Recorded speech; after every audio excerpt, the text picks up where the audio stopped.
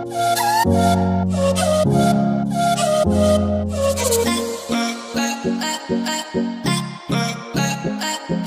رحمۃ اللہ وبرکاتہ۔ دوستوں امید کرتا ہوں آپ سب لوگ خیر خیریت سے خوشحال ہوں گے۔ دوستوں 10 سالہ بچے کی جان صرف چند روپیوں کے لیے چلی گئی۔ ہم لوگوں کا سوشل سرکل کے بعد ناپاکیاں کھلاتے ہیں ہم لوگوں کی۔ ایک عورت جس کی دوسری شادی سے 5 بچے، اس کے بعد بھی اس نے 10-15 سال پرانا آشنا رکھا ہوا، عشق میں شکی چلتی، اور جی وہ بڑا کوئی فخر سے بتا رہا تھا کہ ہم لوگ ایک دوسرے کی، اگر وہ دیکھ لیتے یار کہ بے شرم آدمی تمہارے اندر کون سی کشش ہے۔ اس نے ایک کٹا خریدا، کٹے کے پیسے دینے کے لیے۔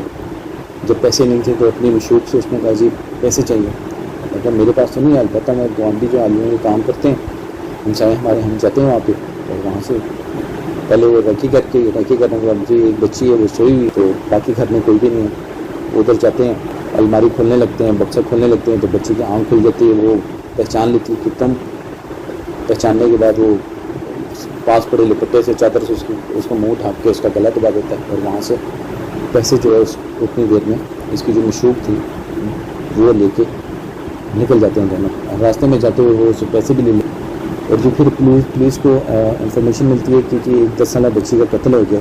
18 گھنٹوں میں وہ ایس ایچ او صاحب ان کو گرفتار کر لیتے ہیں۔ بات یہ نہیں کہ انہوں نے 18 گھنٹوں میں گرفتار کی، بات یہ کہ اپنی ناپاک محبت، اپنی خلیص محبت، اس کو پروان چڑھانے کے لیے ایک بچی کا قتل کر دیا۔ 5 بچوں کی ماں جس نے 12 سال سے ایک آشنا رکھا ہوا تھا اور اس نے 2 شادیاں کی، اس نے اس کی وجہ سے میگنیٹک محبت، ان کی میگنیٹک محبت ہی کہتے ہیں کہ ہم ایک دوسرے کو کھینچتے تھے، اور پھر جس بچی کا مرڈر ہوا اس کے گھر میں بیٹھ کے بوٹیاں پیتے تھے۔